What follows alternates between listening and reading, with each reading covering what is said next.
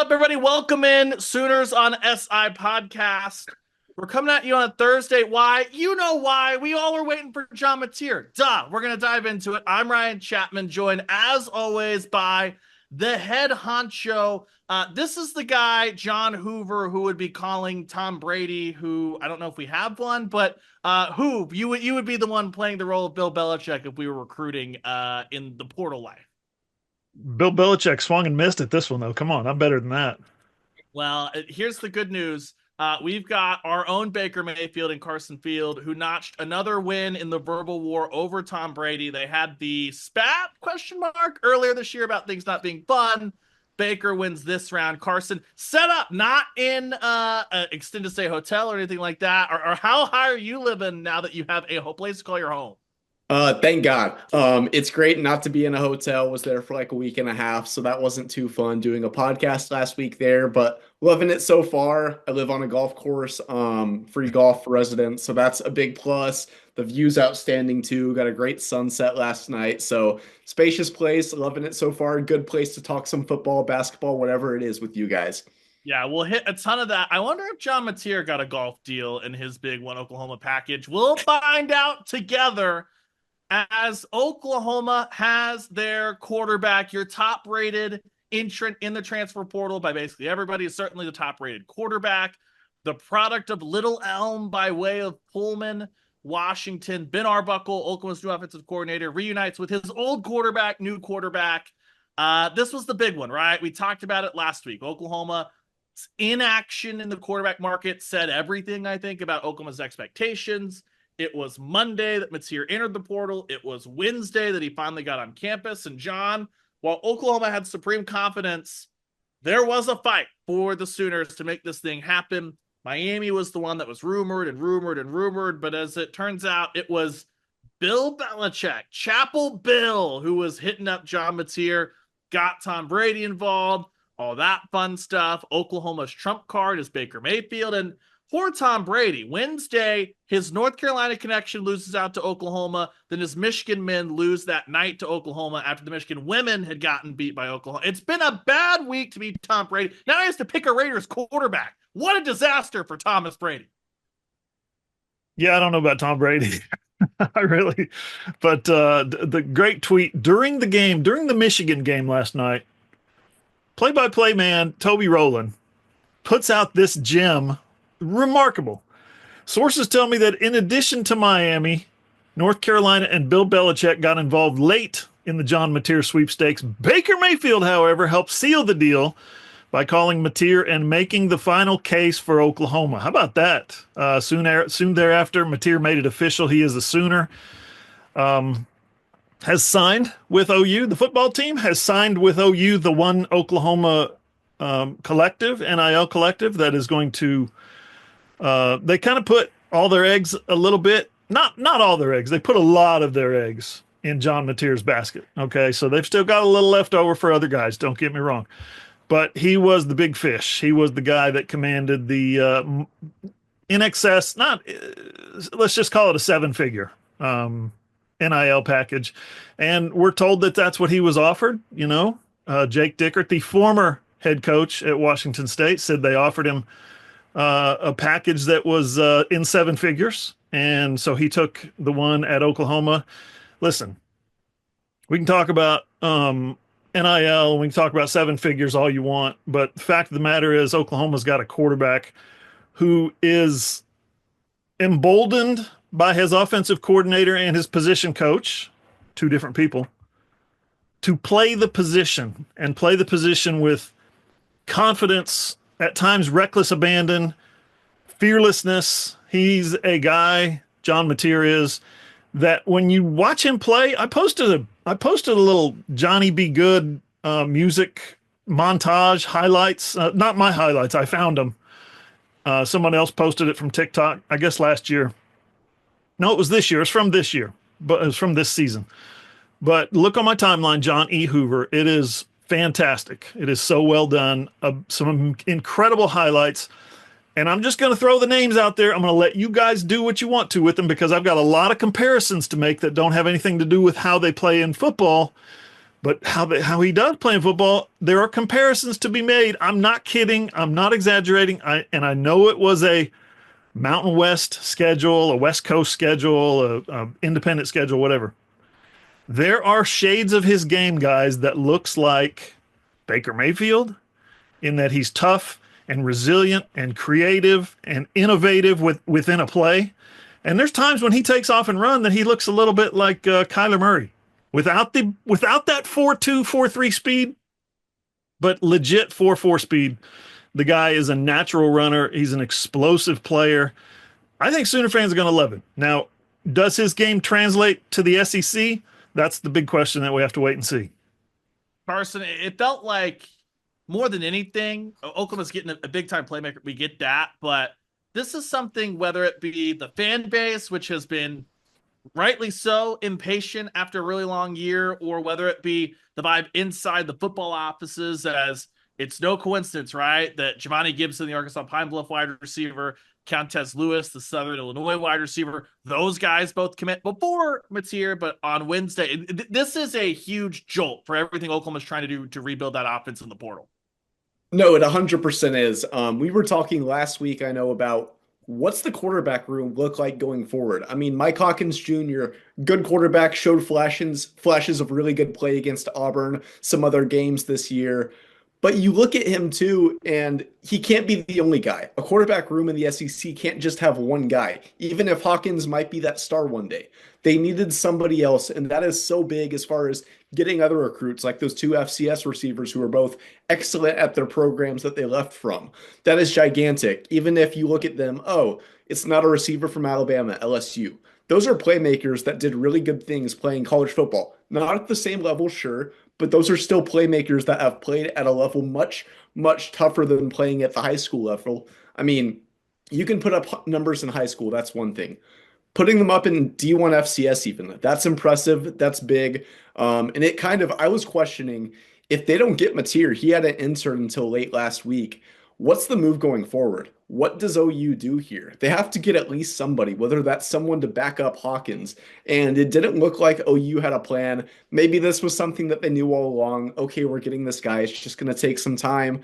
But it's got to be a huge sigh of relief because for OU fans, having one legitimate quarterback in that room couldn't have been an easy feeling. Mike Hawkins seems super bought into the program. All the guys that we've talked to this past week seem super high on him. And I think he's taking this in stride too from everything that I know. So that's good. But just getting the extra quarterback, someone that's proven at this level of playing high-level football against good defenses. Not the SEC, sure, but some good opponents that Washington State played against this year, and he played really good football. So that's a big, huge thing for Sooner Nation. A lot of comparisons, obviously, that'll flood in, as always does, whether that's a big-time quarterback that commits in the high school ranks, whether that's a transfer portal quarterback. One that I'm really interested in, not necessarily just for like play style, but the situation these guys are in. Let me take you guys into the Wayback Machine, all the way to 2022. Caleb Williams entered into the transfer portal. He's headed off. Oklahoma, this new coaching staff with Brent Venables and Jeff Lebby, they turned to a familiar face, Dylan Gabriel, a guy who had worked with Jeff Lebby for a year as a freshman at UCF. Lebby then spent a couple of years at Ole Miss. So it's not perfect to Mateer and Arbuckle because the last guy that was talking to John Mateer inside his helmet calling a play was Ben Arbuckle, who will be his offensive coordinator next year. He's not having to have a 2-year, oh, the system's evolved, stuff like that. But let's just take Gabriel's 2020 numbers, the ones that were not under Lebby, but he was actually healthy as opposed to the 3 games in 2021. He completed 60% of his passes, threw for 3,500 yards, 32 touchdowns, 4 picks in 10 games. Then you fast forward that to 2022. He improved his completion percentage, stepping up from UCF to the Big 12. Less passing yards, but 25 touchdowns to only 6 interceptions. Obviously, he had missed some time with the concussion and things like that. But we've already seen at Oklahoma, and not everyone's the same, but a guy elevate up, take that next step as far as level of competition while going to a pretty familiar play caller or an old offensive coordinator, John. And I know you're stepping into the SEC. I get that. We also have defenses. I 100% understand. But Also, you want another comparison? Vanderbilt this past offseason went and got Diego Pavea, who will play college football forever. We stand with Diego. And they brought in Beck, his OC. And what did they do? Vanderbilt's offense improved a ton, right? And if you pair that kind of offensive improvement for Oklahoma with the defense holding strong, John, there's a lot of reason to believe that not just at Oklahoma in recent history, you have a guy that can make up and take that step up. But we saw a year ago this season that'll come to a close with bowl season, a quarterback step up and play really well, beat an Alabama, take a Vanderbilt program to not where Oklahoma wants to be, but certainly a different level for Vanderbilt. Yeah, no doubt. And his game did translate to the SEC. He's a good player in the SEC. And I want to clarify. Okay, let me just say for the record, the dude is not Baker Mayfield. The dude is not Kyler Murray. Okay, when he runs with an explosiveness that reminds you of. He runs with a purpose. He runs with a speed and a pace that reminds you of somebody. You remember when Kyler used to take off? When Kyler took off, you knew something special was getting ready to happen. That's what happens when this guy takes off running. So, and no, he doesn't throw like Baker, although he does complete 70% of his passes. Something to watch. Two things related to what you talked about earlier, Ryan, and that is his quarterback coach. In addition to Ben Arbuckle, may we also remember that John Kusieski has been hired. He was the actual position coach. He was the actual quarterback coach, at least on an assistant level, that John Mateer worked with at Washington State. Guess who Brent Venables hired? Okay, at Oklahoma. He hired John Kusieski. Why? Because when Venables, remember that conversation came up during Venables' interview last week about what any assistant coaches or any new offensive coordinator would need in a staff, and he said no, he didn't come with any like, I have to have my guy. But I can tell you this: Brent Venables asked Arbuckle, "What do we need to do to get Mateer?" And Arbuckle told him, "You're gonna want to hire this guy, Kusieski, John Kusieski." He's one of the many reasons that Mateer came to Oklahoma. So that comfort, that familiarity that he's going to have with Arbuckle also translates to the assistant, John Kusieski. Yeah, and I think too, we saw Oklahoma. It took them a little bit, I think, this last year to transition out of what the analyst job used to be, which is it needed to be an advanced scouting, a quality control, more akin to that. Last summer, we had the rule change where analysts, assistants, all that stuff, they can coach and practice.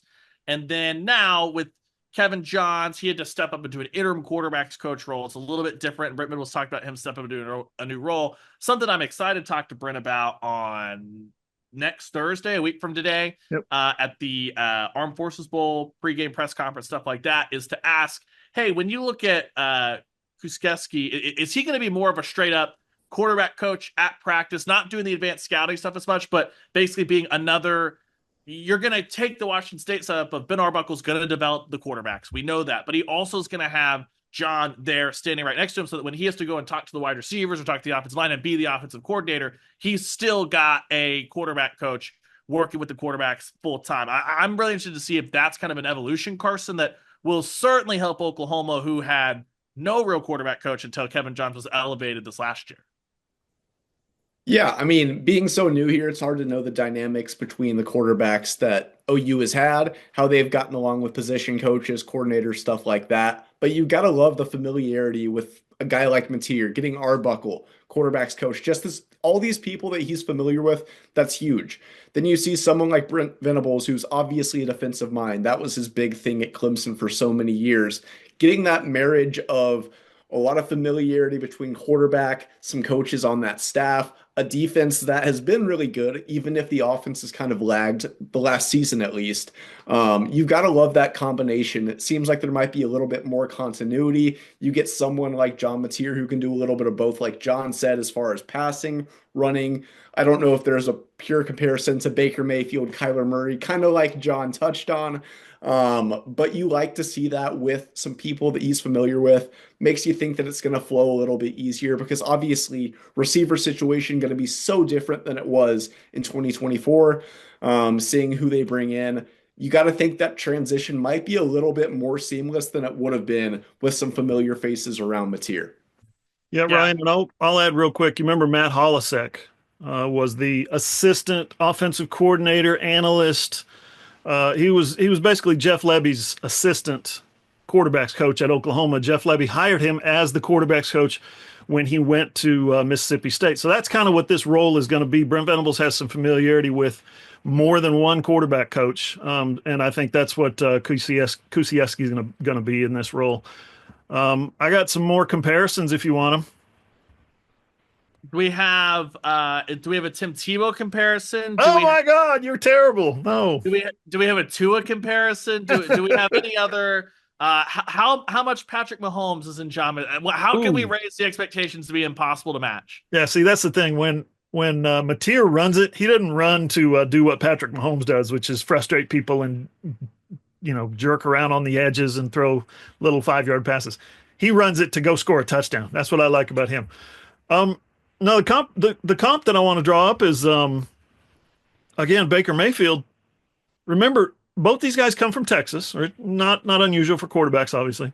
Neither one was wanted by anybody, right? Neither one was a high profile recruit, and yet here we are, right? In Baker's case, he had a bunch of small school offers, bunch of group of 5 offers, and then Rice was huge. Rice was his big one. Yeah. And then Mike Leach comes along where was Mike Leach? Washington State. Mike Leach comes along. Cliff Kingsbury gets word that, hey, Coach Leach is offering a quarterback out of Lake Travis. Yeah, I know Baker. Sure, I've seen him. Is he that good? I don't know. Maybe we should offer him as a walk-on. Let's offer him as a walk-on at Texas Tech, right? Cliff Kingsbury. Well, as it turns out, Arbuckle worked for a guy. Remember at what was the Houston Baptist? Yeah, now Houston Christian. It was Houston Right, Baptist. right. And went to Western Kentucky. And he coached for Cliff Kingsbury on that Texas Tech team that Baker Mayfield walked on. We're talking about the Western Kentucky coach. Help me with his name. Zach Kitley, who then went to Texas Tech and is now the FAU head coach. Zach Kitley was the Texas Tech coach where Baker Mayfield walked on as a true freshman. I just love these comparisons. I love these little historical threads. And there's a bunch of threads that run through these guys, Texas Tech guys, and they all lead back to Mike Leach. It's a small world. It's a small world, the football world. And now I think one of the other big things, too, is if you peel this thing back, let's go 15, 16 months. You've seen Oklahoma spent when they needed to keep Danny Stutzman and Billy Bowman and roll them into this 2024 defense. You go to the post-spring portal window this past summer. What did Oklahoma do? They got in an NIL fight with Dominic Williams and won. And now Oklahoma throws it down when they needed it with John Mateer. You look at it, certainly feels like they're in a great position to retain R. Mason Thomas, Robert Spears-Jennings, all those guys. We'll see with Dominic Williams again this go around as far as spinning off the NFL, all that stuff. But I know that everyone, especially that first year, is levied the Oklahoma stuff, all that. Can Oklahoma compete in this NIL era? It looks like we've seen that they're never going to be Miami or Ole Miss or even Texas or certainly not A&M or anything like that, Colorado, Missouri. But Oklahoma has shown that they have a model they want to follow. And if you come to Oklahoma and you play well, you're going to get rewarded. And if they need somebody, they can go out there and they can compete. They're not going to totally offset their whole balance sheet and totally screw up their basically salary cap and all that stuff for a random wide receiver that costs way too much. But if you need a quarterback, if you need a defensive tackle, if you need something like that, the Sooners can be competitive, Carson. Yeah, no, I totally agree. From my very, very, very short time on this beat so far, I found that so many guys have stuck through the process of being a Sooner, didn't necessarily get that playing time immediately. I mean, you look at Danny Stutzman. Yes, he played as a freshman, but he wasn't a starter as a freshman. He played it out through his whole career, stayed in Norman. One of the best defenders that we have seen on Oklahoma in a very long time. You're looking at R. Mason Thomas, somebody like that. Looks like he might be able to do the same thing, assuming he doesn't get graded well enough where he might test those NFL waters. But it's really good as far as development. Just seeing that they might not have the dollar amounts that the Texas A&Ms, the Ole Miss, people like that, like you mentioned, have. But seeing the development, I feel like even if the championships right now aren't coming, the 10-win seasons aren't necessarily coming at this point. There's still so much development player-wise, and it looks like OU is, if they're doing something right now, it's that. Yeah, you mentioned Danny Stutzman. By the way, Danny Stutzman, consensus All-American. How about that? Yeah. Huge for him. Well earned, well deserved. We'll talk about Danny here in a little bit. I just didn't want to skip over that right now.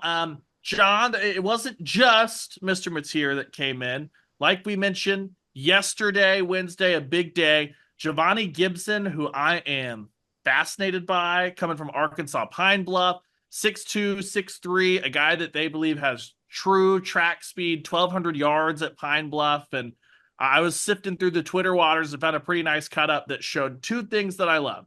Looks like his first couple of steps off the line of scrimmage is something that anybody can work with. And he had this in 8. I understand he was playing against FCS DBs and that'll change all that stuff. But stuff like when you're getting thrown a fade in the back of the end zone or a pass to the end zone that kind of comes out late and you and the DB are jostling, this ability to like stay still and almost play possum till the ball's right on you so the DB doesn't have a chance to whip his head around, know it's coming, try to track the ball. I love that innate stuff. And then they got a veteran, Keontae Lewis from Southern Illinois. He's had stops at UCLA and Wisconsin, so he's certainly not going to be a stranger to the level of college football that he's playing. Not as productive as Gibson. I think it was, a hair under 800 yards last year. So not the 1,200, but he can come in and be a veteran presence in that room. And it rolled through as recent as at just right now. We've been on this podcast. Western Carolina, Abilene Christian, 2 stops there, but Derek Simmons added to the offensive line as well. So suddenly it was Oklahoma was sitting at 2, right, with Jacob Ulrich and Luke Baklenko, the punter and offensive lineman, respectively. All of a sudden, you look in the last 24 hours, the Sooners have struck with 4 new portal additions, John, and more certainly on the way. Yeah, where do we want to start? The wide receivers. These are 2 positions, obviously, that OU needs a ton of help. They've lost 6 wide receivers and 6 offensive linemen. Now, the 6 wide receivers they lost are all, frontline players. The 6 offensive linemen that they lost include 3 walk-ons. So a little bit of work to do in both positions. With Gibson, here's my favorite thing about Gibson. I've seen this complaint. This kid is an FCS player. Yeah, he's from the FCS. Yeah, after beginning his career at Division II.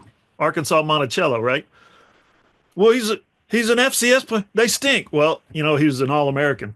Yeah, but he was a second-team All-American. He wasn't even a first-team All-American. People are loving to pound on OU for recruiting FCS kids that are second-team All-Americans. Bunch of numbers, like you said, 70-plus catches, 1,200 yards, 9 touchdowns. Played a lot of football over the last few years. And Keontae Lewis, similarly, played a lot of football over the last few years. Didn't play much at UCLA. Had a good, redshirt freshman season at Wisconsin in 2022. Then he did nothing in 2023 because new coach came in, new coaching staff, Luke Fickell and those guys came in, and for some reason he fell out of the rotation. He was not injured, just didn't play. So I thought that was weird. And then at Southern Illinois, he gives it one more go. He has a good numbers, and now he's at Oklahoma. So he's in the fold. And then, Derek Simmons, I just posted that story while you guys were talking about John Mateer, 6'6", 325. He is a grad student. He started you ever heard of Tusculum? Tusculum? I don't even know how to say it. University. It's down in the South. It's a Division II school. Then he transferred to Abilene Christian, where he played for the whole season, 12 games. Then he transferred to Western Carolina, where he's been a starter, but has been injured a lot the last 2 years. This year at Western Carolina, he played left tackle, right tackle, and even filled in some at right guard. But in his career, almost 1,600 snaps. He grades out at 82 as a pass blocker, 74 as a run blocker per Pro Football Focus. So take that what you will from that. But he's the second offensive lineman in addition to the kid Baklenko from Stanford. So there you go. They've begun rebuilding those 2 positions of need with 2 wide receivers, 2 offensive linemen. I think they're going to go after maybe one more offensive lineman. A good one, too. Yes, apparently. They're going to also go after at least one more receiver. And they've got a couple of guys in that are visiting today. Cam Vaughn from Jacksonville State, and Devontae Ross from Troy are visiting. They're visiting this week. And that's kind of the Mateer effect, if you ask me. You get your quarterback in, and all of a sudden people start committing. All of a sudden people are like you mentioned earlier with the two wide receivers, people are like, oh, so they do got him. So he is coming in. Okay, so we are going to have a quarterback. Yeah, I'll look a little harder at Oklahoma. The thing you got to ask yourself is how many defensive guys are they going to bring in? They've got a visitor by the name of Kamori House, another one defensive end, and he's a linebacker. Defensive end by the name of Logan George from Idaho is coming in, Idaho State, I think. And then Sean McKnight from UT Martin, played previously at Appalachian State. He's a defensive end as well. He's a guy that they've got there. I think he was a 3-star recruit out of Sumter, South Carolina. He got offered yesterday, I believe, maybe this morning. Can't remember. But those are a couple of other guys that they have offered that they are bringing in for visits that they want to sign through the transfer portal. They had the O'Connor kid, the corner from Washington State, in as well. So feels like, yeah, they probably want 2 more wide receivers. They also had Jerron Bradley. He was at Texas Tech with Emmett Jones. Yeah. We got to see him up close and personal as he just took Oklahoma behind the woodshed in 2022. Yep. Part of that big comeback from Texas Tech. Didn't really do much at Boston College this last year, but a 6'5" guy that has played at that level, worked with Emmett Jones. He's good, and they've had him in. He's been on their radar for a long time, since the portal opened. Since before the portal opened, he was at Boston College. He was on their radar last year before he went to BC. So they wanted him. They want him again. He would be a guy that's a real asset to this receiver core. Yeah, I think it's no coincidence that you knew probably you're going to have Mateer on Wednesday, and suddenly Giovanni had wrapped up his visit about as Mateer was coming in. Mateer was here proper with 3 or 4 of those guys. I think it makes all the sense in the world. And yeah, Carson, it almost feels like now that the quarterback is done, just from a it's kind of like NFL free agency, right? Once you get your quarterback done, you can take a step back and go, we have this amount of money. We need to fill this, and this spot. And you can start to, your plans can Mateer realize. I'm sorry. That's good. That's good. But no, as they roll on here, Carson, it feels like by the end of this weekend, Oklahoma wants to have everything else a little bit settled so they can just go and focus on the bowl game for a couple of days and enjoy Christmas next week. Yeah, that would definitely be nice for them. I think that the 2 wide receiver additions can't be overstated. Yes, they are FCS guys, like John mentioned, but who else was an FCS guy? Jerry Rice, Terrell Owens, Cooper Kupp, so many other big guys. I mean, if there's one position that I'm less alarmed about transitioning from FCS to FBS, it's probably wide receiver. I mean, from everything I've heard about these 2 prospects they just got, very good players, did amazing things at the level below the one that OU plays at. Obviously, like Ryan said, no SEC defensive backs that they had to face, probably, unless it was one of those weird November games that SEC teams like to play. But for the most part, against FCS competition, but they looked really good. I mean, these are good defensive backs, good enough to get full ride scholarships to play D1 college football still. So that is huge. I mean, you're still going to have guys like Deion Burks. That's a huge addition that the Sooners are going to have back. Jacob Jordan, I wrote about him yesterday, actually. Really came out of nowhere and had a really productive season for a walk-on freshman. So there's going to be guys like that step up, guys that they get in. I think that's just the perfect thing that OU needs right now. So wide receiver, that's the biggest area of concern that I think they need to just make some reinforcements on right now, get 1 or 2 more guys in. And that picture in the passing game looks so much better bringing in a guy like Mateer. Good size, not amazing Josh Allen size, but a 6'1" guy.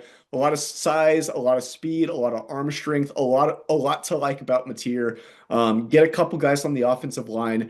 I mean, you look at the defense, sure, they weren't great at defending the pass last year, and they've lost some defensive backs too. So there's going to need to be some reinforcements there. But the biggest thing that if I was an OU fan, I would want offensive reinforcements before anything else. There's just so many moving pieces there, so many guys that have left, especially in the receiving core. So getting 2 guys, probably a couple more, huge for the Sooners. Carson, one more quick comp for you. Mateer is 6'1", 219. Baker Mayfield was 6'1", 220 when he won the Heisman. Oh, okay. I'm done. Okay. I'm done. I actually didn't realize Baker was that tall. I thought he was more. People always say he's short, but I guess quarterback short is 6'1". He Baker a little bit closer to me. He is 6 foot. I don't think he's more than 6 foot. Kyler is the one that whenever his height is listed, I go, "Are we pause? That is that really what you want to go with? You One have to that? one more offensive portal note for you guys. Corey Robinson, big time prospect at Georgia Tech, one of the top portal targets for everybody. Tweeted yesterday, going to Norman tomorrow, was on the list, was on the visit list. Today he tweeted, "Go Hogs, committed." He's with the Arkansas Razorbacks. The way I understand it was his position was offered, and they said, "This is for you." And he said, "Cool, coach, thanks. I'm going to go to Arkansas after I visit you guys and take a visit there." And they said, "Oh, you know what? Never mind. We'll take this offer back." That offer is now taken away. So the simple fact that he wanted to explore other schools after the offer was made, and they had a lucrative NIL offer for him on the table. It wasn't just here's a scholarship. It was here's your NIL package. And he said, "I got to go check out Arkansas first." He went to Arkansas. They pulled the package. So now he's a Razorback, but he would have been a good one. We'll start at right tackle. He's excellent. Yeah. And he no longer is a human to me anymore after he left. I'm kidding. I'm kidding. Stay with Brent Key. Run the damn ball. It'll be Oklahoma Sooners on SI.com. As you know, is the site. We've got the portal tracker humming per usual. Keep up with everything transfer portal there. Commitments, where the old guys ended up, all that stuff. It's also where you can read Carson's story about Jacob Jordan, all of our Mateer content. It's Mateer week, the rest of the week on Oklahoma Sooners on SI.com. Plenty more football stuff to get into. There was a little newsy note, a change of plans, things like that Hoover alluded to a little bit earlier as far as Ben Arbuckle and when he's going to start getting hands-on. The initial plan was the same plan that basically every program in the country uses. If you're bringing a new OC in, hey, he's not going to call plays or anything in the bowl game. It doesn't make any sense to just confuse guys for 2 or 3 weeks with trying to do new install, new verbiage. Why should Ben Arbuckle waste his time learning the old verbiage when you're just going to change it in 2 weeks? That all makes sense. But Kevin Johns did take the quarterback coach job at Oklahoma State. And as Brent Venables described it yesterday on one of his bowl preview shows, Oklahoma State needed him on hand immediately to start recruiting quarterbacks, all that stuff, which is totally fine for Oklahoma. They get it. They understand it, which means that Ben Arbuckle is actually coaching the quarterbacks in the bowl game. So it won't be Ben Arbuckle's offense or anything like that. But this is going to kind of be a cool little bit for Michael Hawkins Jr. to get basically a couple weeks head start on, as Venables described it, how Arbuckle just likes to run the quarterback room in practice, the types of drills he wants to do. He can start getting used to his coaching style, how he labels certain elements of coaching the quarterback position, stuff like that. And truthfully, I know last week I joked about not really caring about the bowl game. I am pretty excited to see Michael Hawkins Jr., someone who we have not seen play at all since that South Carolina game. We didn't get to see any Michael Hawkins Jr. when he was working with Kevin Johns. He himself had talked about he believes his footwork's in a lot better spot. And while Jackson wasn't a Heisman Trophy winner by the end of the year, I think we can all agree he played better with an actual quarterback coach than beforehand. And so, John, I'm excited, not that because Ben Arbuckle comes in and these last 2 weeks, Hawkins is going to take this huge, massive leap forward, but it's just the first time we got to see him. And there's a non-zero chance he can play alongside Deion Burks. As Burks talked to us on Monday, he had said he's practicing. He wouldn't commit to I'm going to be out there in the bowl game 100% because he was talking about it's been 5 or 6 weeks since I've been full go. But that would be pretty cool, I think, to get one last little data point on here's maybe the Hawkins growth, who especially if he can play with Deion Burks and have something that he didn't really have at any point when he was starting, because Burks got hurt in that Tennessee game when Hawkins took over there late first half and then for the second half. Yeah, you would hope that Burks's number one, his soft tissue injury is completely healed, right? You would hope that that's a thing of the past at this point of the season. And if it's not, he does not need to play in the Armed Forces Bowl against Navy. Absolutely not. The thing that cost him against Missouri was the concussion. So you would hope that that is now a thing of the past. But if it's not, again, he needs to get ready for spring ball and be a hero for the 2025 season. and And not he's worry at about practice. what's that?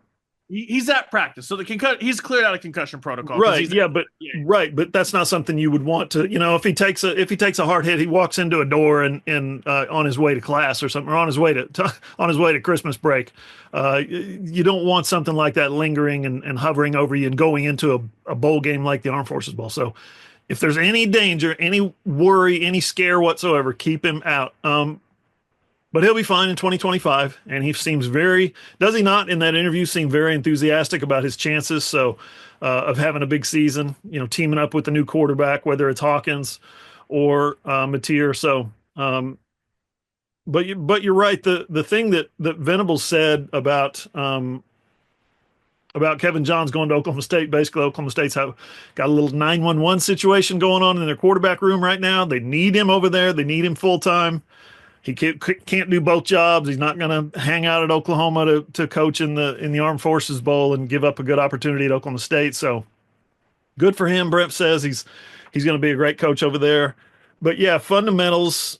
Brent said his style of coaching in regards to Arbuckle, the transition is going to make things better for Mike Hawkins, and we don't know what Mateer's situation is in terms of his location. His home is 2.5 hours from here, from Norman, so he can drop in just about any time. My computer starts talking to me. Hang on. It just got excited. No, it got so excited essentially for the Armed Forces Bowl. He can drop in anytime, and you would think that at some point he's going to be looking in on bowl practices. Mateer, I'm talking about there. So that'll be interesting to see what he chooses to do with his holidays.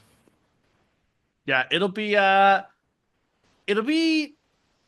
won't quite be like that Alamo Bowl where Bob Stoops was coaching and we saw Brent Venables and Jerry Schmidt, and that's how I spent most of the second quarter, was just watching those guys through the binoculars or whatever, because Arbuckle's going to be in the mix, talking through the quarterback, stuff like that. I'm excited for like Michael Hawkins Jr. to Carson when he gets over to the sideline after the second drive of the game. He's going to get to talk with Arbuckle's going to be the one with the iPad over there actually working through it. Not necessarily they're doing like in-game adjustment schematic stuff, but just like, hey, did you see this? I want you to read it like this, all that stuff. I think that's all like really, really, really valuable experience to get on game day with your new offensive coordinator, something that doesn't often happen, especially for a guy that I'm not going to pretend like this is going to be a big, massive quarterback battle. I don't think Oklahoma put together this package with one Oklahoma and all that stuff for it to be a big, massive quarterback battle. But at least it gives Michael Hawkins Jr. the chance to get acclimated and get rolling, as he will be trying to push and compete with John Mateer all throughout the spring. No, Ryan, I totally agree with that. Hawkins, like you said, I totally agree. They don't offer this massive NIL package if Mateer is not the guy. That's the thing. But Hawkins is still a viable option in the future for OU, and he seems like someone that has really bought into this program. I mean, you see his father, Mike Sr. He played for the Sooners in the 2000s, later played in the NFL. Now Michael Hawkins Jr.'s brother, Malik, is now committed and signed to play at OU. So it sounds like he really wants to be there. Even if it's in a backup role this year, maybe a starter going forward in a couple years. It's just so big for his development, getting to play with his future coordinator, even if it is in slightly a different role, maybe fewer game adjustments, like you said. But it's still great. I feel like it gives a little bit more excitement. OU fans probably see, oh, it's a game against Navy. It's a game in Fort Worth. What's the big deal of this game? But that is so exciting, I feel like, for Sooners fans, that they get to see their first look at Arbuckle. They get to see Hawkins again for the first time since the South Carolina game. There's a lot of interesting stuff. You look at the receiver situation. Who's going to step up in that game? I don't want to say they're tryouts, because if someone has a bad game, I don't think they get cut. But it could be one of those things that if someone has a really big game against Navy, maybe they see more playing time in 2025. So there's so many different things to watch, even if it isn't the bowl game that OU fans, most of college football, probably expected the Sooners to be playing in before the season. Absolutely, absolutely. And as always, we'll be firing up the coverage, Oklahoma Sooners on SI.com. As a week from today, we'll have already driven down to Fort Worth. We'll have already taken in the Brent Venables and Brian Newberry press conference, and we'll have all the content flowing. You know it. You love it. Oklahoma Sooners on SI.com. Some other housekeeping stuff here. JJ Hester, he was the most recent guy to find a portal landing spot. He landed at Kentucky. That was announced out this morning. Makari Vickers is ended up at Colorado. Eugene Brooks, since we last talked, had entered the transfer portal and then landed at UCLA. Ashton Sanders is the other. Champ Sanders, the defensive lineman, who had entered the portal. And I think that rounds out. It's a bunch of SEC guys. Nick Anderson's going to LSU. Bauer Sharp's going to LSU. Brennan Thompson to Mississippi State. Kanai Walker to Arkansas. It's been a hectic period, so I got to keep up with the tracker on the site. But anything there who stand out, or is that kind of business as you kind of assumed or business as usual with a bunch of those guys? Yeah, the thing that stands out to me is the first week of the portal. I think you saw 23 guys was the total. I think Phil Picciotti, the linebacker that has been unable to get healthy, he entered the portal late last week. This week, in week 2, you've seen 2 guys enter the portal from Oklahoma, Eugene Brooks and Champ Sanders. Meanwhile, 5 guys have come in for Oklahoma. So the first week, you're down 23. Second week, you're up 2. Meaning Brent Venables is trying to reduce they get to keep 85 scholarships. They get to keep 85 total, but they have to get everything down to 105 per the new NCAA and SEC rules. So a lot of these numbers that are leaving, they're not going to be replaced. They've got to be at 105. And in case you haven't been counting, the roster this year had 125 guys on it. So you're talking about a negative net there of 20 guys. You have to cut the space of 20 guys to fill that to fit under that 105 limit. So that's what Brent Venables is in the process of doing. And if you do the math, going to bring in a couple more guys here and there. We talked about 2 or 3 maybe on defense, and then a couple of at either wide receiver or offensive line or both. That means there's going to be a few more departures at some point in the very near future. So they're not done reducing, and they're certainly not done adding. One more, it just came across on Twitter, but I put it in my news story that I wrote before the podcast, but we posted during the podcast, and that is a reminder on Western Carolina offensive tackle Derek Simmons, Mr. FCS, right? In his 947 career pass blocking attempts, he's allowed a grand total of 1 sack. That's at 2 different schools. So across 3 years. So pretty impressive stuff.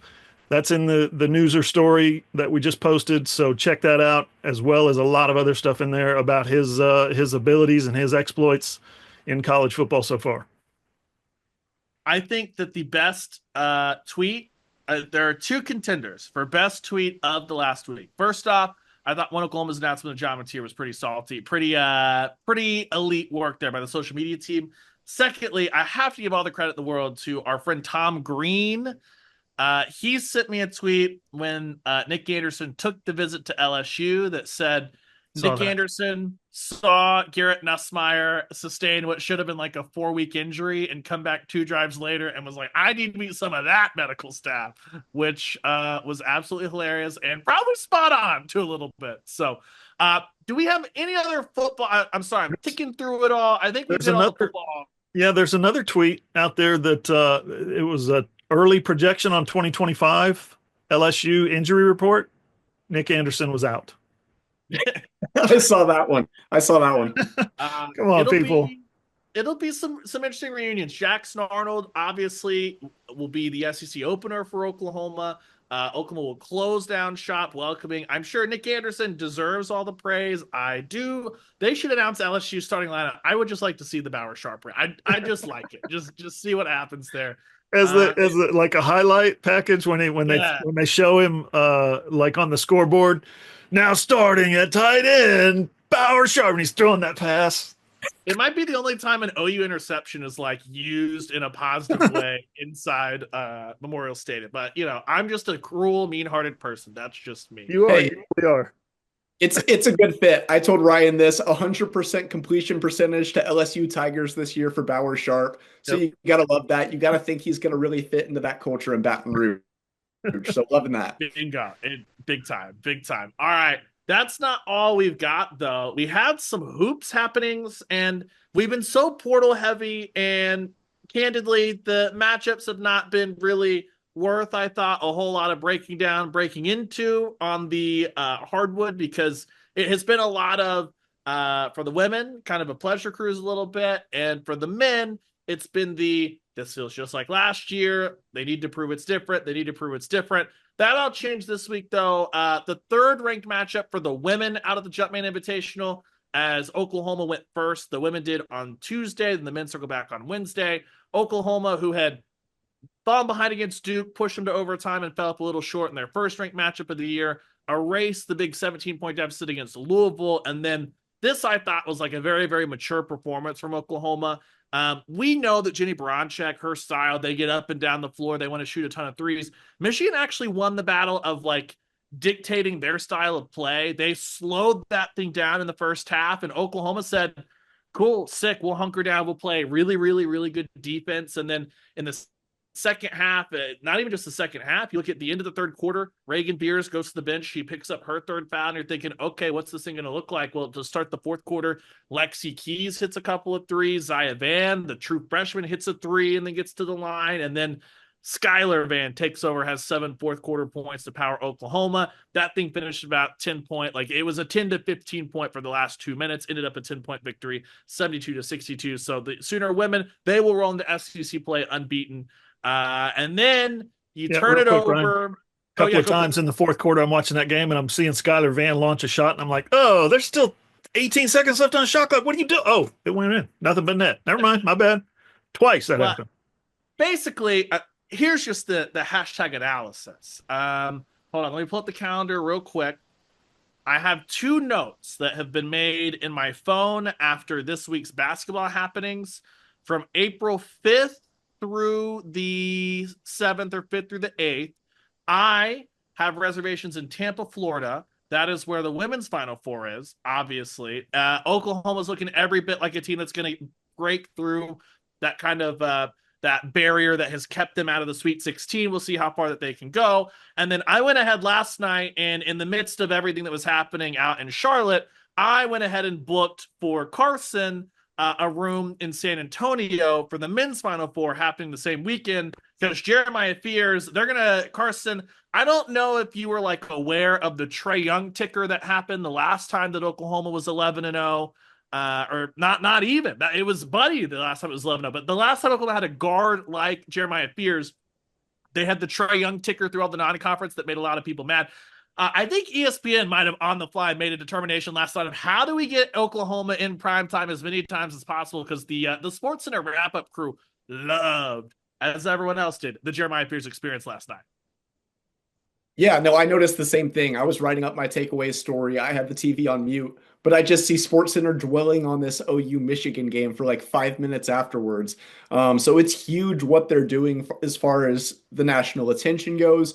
But single-handedly, I don't want to say single-handedly because obviously a lot of good players have done great things this year.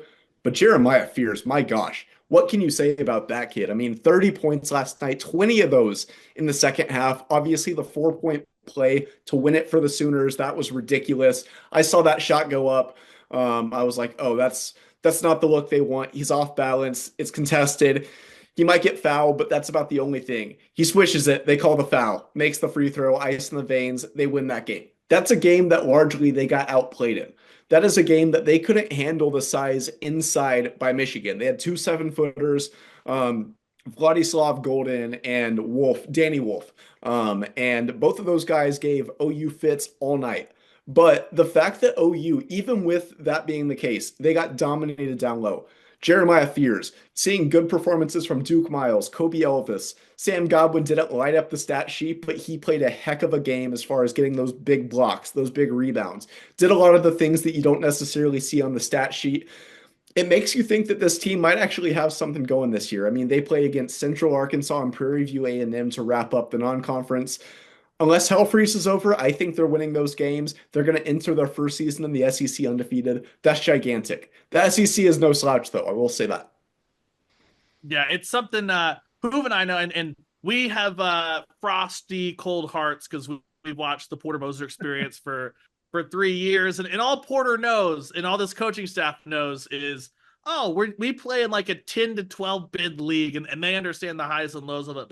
But John, when you look at between the fact of, and we can even back up a little bit and go back to Bedlam on Saturday, where Oklahoma just kind of clubbed Oklahoma State in a way that we're not used to seeing, especially since, the Boynton Moser battles. But it was Kobe Elvis against OSU that extended out in the first half and gave OU the breathing room. Last night, it was Duke Miles. And in the first half, it was Glenn Taylor that gave them 9 points and some really nice defense. And Hoover, another thing we haven't seen from this team the last couple of years is they had the foul trouble in the first half. Jalen Moore did foul out the 5th foul. I'm still looking for the contact. I'm not sure where that happened.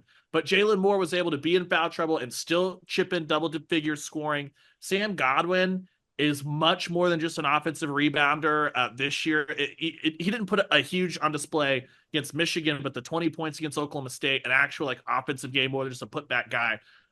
It feels like, John, that there are legitimately way more options for this Oklahoma team when one guy's not firing, which is different from the years past. Yeah, the thing that stands out to me is last night, Fears is taking over the game, obviously, but during that, they came back twice from an 11-point second half deficit, twice. And during that finishing run, they outscored Michigan 30-18.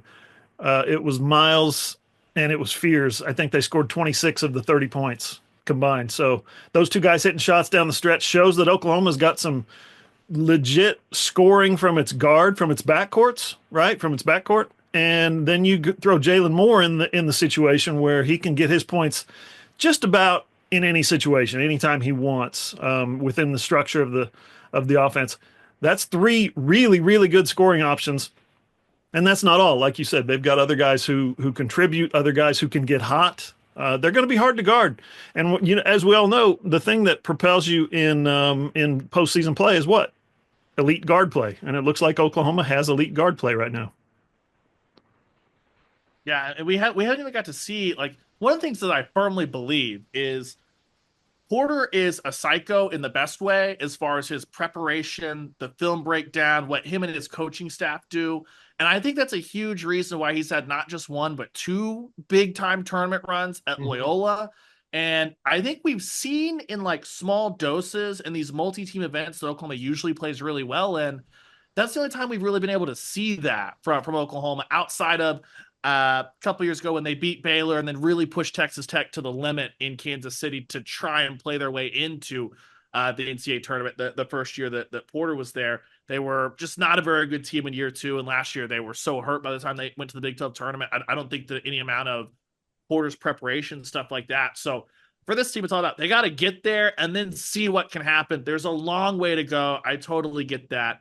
But this team feels a lot different just as far as being able to throw options. They haven't even got to see Jayon Jones, who's still working his way back from the back injury. So it should be a ton of fun. Sunday is your next opportunity to check in with Jeremiah Fears and Reagan Beers. Make that happen. That seems like that. There's some layup there. Fears for Beers. I don't know. You can work on Beers for Fears. He's too young. Sunday, the next 2 Sundays, actually, a pair of doubleheaders at the Lloyd Noble Center. Up first will be the men at noon on Sunday. They're taking on Central Arkansas. The women, that gets going at 3 against Omaha. Carson and I will both be there for our respective duties there. And then I'm just going to lay out the schedule, and this is going to be a shock to Hoover and Carson as they have not heard this. We're going to be podcasting next Thursday because we're not podcasting on Christmas. Duh. By Thursday morning, we will have talked with Brent Venables, Brian Newberry. I don't know if it's going to be a full-blown Navy preview because it's only a small window from the time that the podcast comes out to the time that we'll be doing a post-game pod, brief post-game pod about OU and Navy, but we'll hit all the big picture stuff and pull that apart that comes out of the press conference on Thursday. And then in the post-game pod, we'll dive into some of the individual stuff, players, all that jazz. And then as always, Oklahoma Sooners on SI.com. For all of your Armed Forces Bowl coverage, for all of your Sooners Hoops coverage. Be sure you're following Carson, obviously, if you're following the Sooner Men, at Carson D. Field on the social medias. Hoover's at John E. Hoover. You know that. I'm _Ryan Chapman for all your women's basketball needs, and for everything at Sooners on SI. As always, like I said, Mateer Week. I know that in the pipeline, Carson's breaking down some of his field. I'm some of his film. I'm pulling apart some of those Dylan Gabriel comparisons. I think that I'm going to have Hoover write a column about why every Heisman Trophy winning quarterback, what piece, like John Mateer is Baker Mayfield's moxie, and he is. I'm kidding. But did you see, by the way, John Mateer is now the third betting favorite in the Heisman odds at some point? Can we maybe like pause for 10 seconds? That's incredible. Let me throw this in one more time because we all know how much fun Baker Mayfield comparisons are. A quote that was posted from Max Olson today from an old earlier this season from Eric Morris. Who's Eric Morris? Eric Morris is the North Texas coach. Why the hell should we care what the North Texas coach has to say about John Mateer? Because he coached John Mateer at Washington State, and he was the co-offensive coordinator at Texas Tech in 2013 when Baker Mayfield was a true freshman walk-on. First true freshman walk-on ever to start at a Power 5, the season opener at a Power 5 school. So Eric Morris saw it up close. Get this quote. You'll love this. He says, John Mateer has a great moxie about him. He's a tough kid. He's a leader like Baker Mayfield. He's got great savvy around players, a little like Baker Mayfield. He's similar to Baker where the players love him, the team loves him, and he's just one of the guys. He's goofy around them, but they'll go to war for him because he'll drop his shoulder and get that extra first down and do some stuff on the field that's pretty special. Man, we saw that on Sunday where he takes off running from the pocket, receivers covered, here comes the pressure. Baker takes off, runs over a guy, gets to the sideline. He did it 3 times, got double figures on all 3 runs. 2 of those were wiped out by holding penalties, unfortunately, but that's what Baker is. That's what Baker has done in his career, and it's something that if you watch that clip on my not my YouTube, my Twitter, John E. Hoover, go find that clip. Just scroll down. It's a clip of Mateer running and throwing his way to leading the nation, number 1 in the nation in touchdowns. Guy's a good player. He's going to be fun to watch. You know who else started as an undervalued quarterback? Tom Brady. Tom Brady, the GOAT, John Mateer. You heard it here first. 199. Just real quick, Oklahoma quarterbacks. Jalen Hurts is in a battle for the number 1 overall seed in a bye in the NFC. Kyler and the Cards are still in that 3-way. I'm gonna label it a pillow fight. Sorry to everyone, but John, listen, this is not a glass house situation. My team has 2 wins and is trying to you've got a Seahawks and a Rams fan in this podcast. You better watch your words right here. Right. Gino is just trying to like get out on the field again. No, but the pillow fight out there in the West. And then Baker's trying to hold off Michael Penix Jr. in the Falcons, I guess. We'll see. So crucial weekend for the Sooners in the NFL. But gentlemen, have we covered everything? It's a busy week. I don't know what day it is. This is actually the time of year where starting next week, Christmas week, I never know what day it is because you get like 2 days off or never, like a Tuesday, Wednesday, and then the New Year's, and I'm just like, well, the bowl coverage doesn't help. You got a game that's random in the middle of the week. Yeah, and your Friday has started the week before, and then it's Saturday, but it's really Monday, and then it's Tuesday, but it's really Wednesday. It's like, wait a minute, what? So yeah, for us sports writers especially, this is a damn difficult time of the year to figure out what day it is. Creatures of habit. Unfortunately, they're normally bad habits, but that's okay. All right. As always, remember, it's a busy season at Sooners on SI. Follow us there at Johnny Hoover, at Carson D Field. I'm at _Ryan Chapman. Other than that, we will talk to you guys next Thursday. I hope everyone's holiday travels are safe and fast and without frustration. Good luck to everyone that's going to be out there just in hand-to-hand combat at the mall on Sunday doing your last-second Christmas shopping. I'll be there with you. Everyone, if you celebrate, have a Merry Christmas. All the holidays, obviously. And we will talk to everyone next Thursday and Friday. So appreciative to all of you. It's been a huge year. We're going to close that with a bang with 2 last episodes of the Sooners on SI podcast where we turn the page to 2025. Until then, we'll talk to you guys.